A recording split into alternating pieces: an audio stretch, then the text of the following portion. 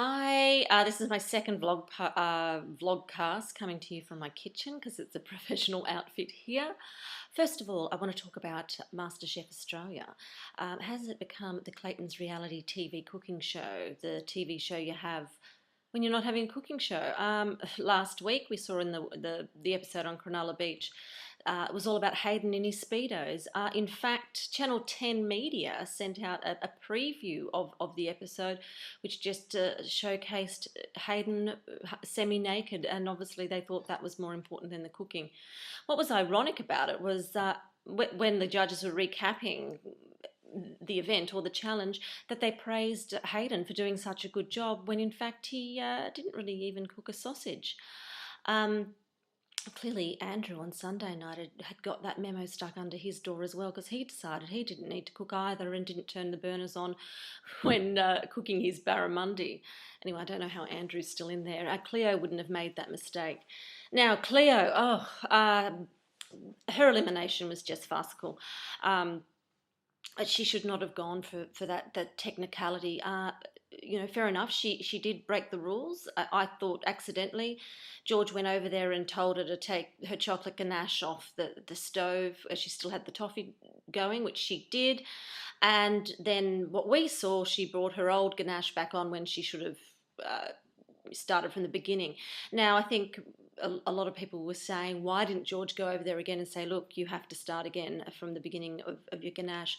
What Cleo has said in interviews since is that her ganache ingredients had gone, which implies that she wasn't able to do the ganache again. Now, what I would find, imagine if it was Ellie, I reckon George would have gone and got the ingredients for her. So I basically think that was wrong. And I think there has been technical breaches before. I think one of my readers, or in fact one of my readers did comment that in the mystery box challenge where you had to use all the ingredients, Rachel hadn't put the prosciutto on the plate and she didn't even land in the bottom three. So I think it depends on how the producers' moods are. And I suspect the producers may have done that to create the media sensation that they did, because there was a lot of people talking about it, and in fact I was creating fear and loathing on Current Affair last week about it.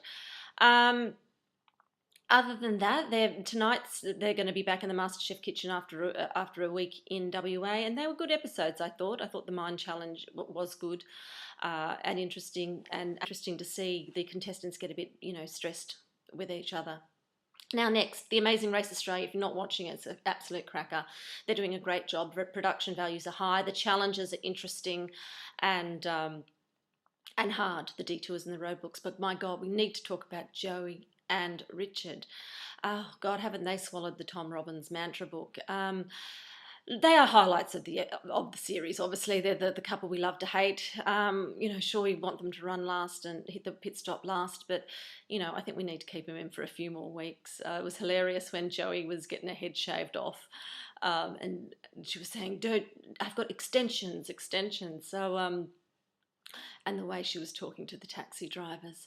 Now, the couple I really like on The Amazing Race is Mel and Moz. Unfortunately, I don't think they're going to get much further as they seem to be bumbling around at the bottom of the pack.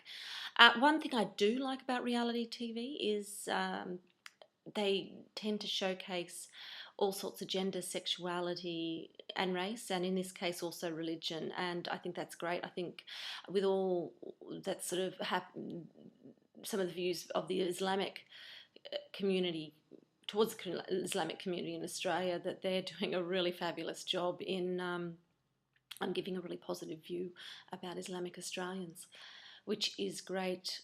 The other thing is there's an Amazing Race romance apparently between Sam, one of the WA models, and Tyler, one of the boy models.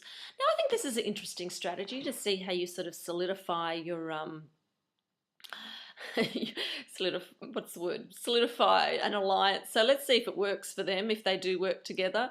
It'll be interesting to see if they can make it to top three. Look, Ros Raines had Tyler interviewed last week on the Sunday Telly where he reckons he didn't win the race, but who knows, he could have been giving us a furphy on that one. The next thing is the block. I don't have my finger on the pulse on this show. Apparently there's 8 couples this year. Still trying to find out a bit more about that, which could mean there's eliminations. They've changed it to Melbourne, which I think is going to be great. Apparently, Shelley Craft's going to be joining Scott Cam, which could be good. I'm not a big fan of Scott Cam. I know that Channel 9 is. It's going to be premiering June 20 on Channel 9, 7 o'clock, which I think is a great lead-in time for them. Means that they're not going to be trying to take the MasterChef fans, who will be definitely locked into the show by then. Now, back on to pay TV. Project Runway Australia is going to premiere on July 4th, 8:30 p.m. It's a great show. Showcases a lot of talent. It's one of my favourites on pay TV. And new cast this year: Megan Gale, Alex Perry, Kiralee Johnson, I think Jared Clark. Word on the street is Alex Perry's really good as mentor. So that'll be interesting to see. He does make good he makes good TV. So if you haven't seen it before and you do get Arena, I'd recommend you checking it out. The other thing on Arena, which seems to be taking over, is the Real Housewives franchise. Um, there's currently 4 on TV at the moment each week. There's got to be a PhD in this Real Housewives franchise, and when I work out what it is, I'm going to be doing it. On Thursday nights, we have New Jersey and Miami, and then on Tuesday nights, I think we have Beverly Hills and DC. No, actually, Beverly Hills is on Thursday night, Miami's on Tuesday night. Sorry, I'll get my act together with the TV guide a bit more next week.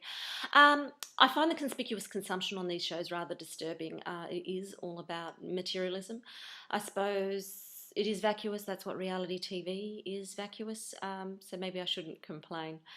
Anyway, that's it for me this week. Thanks if you're commenting or reading my blog. Thank you very much, because it's nothing without you guys. Bye.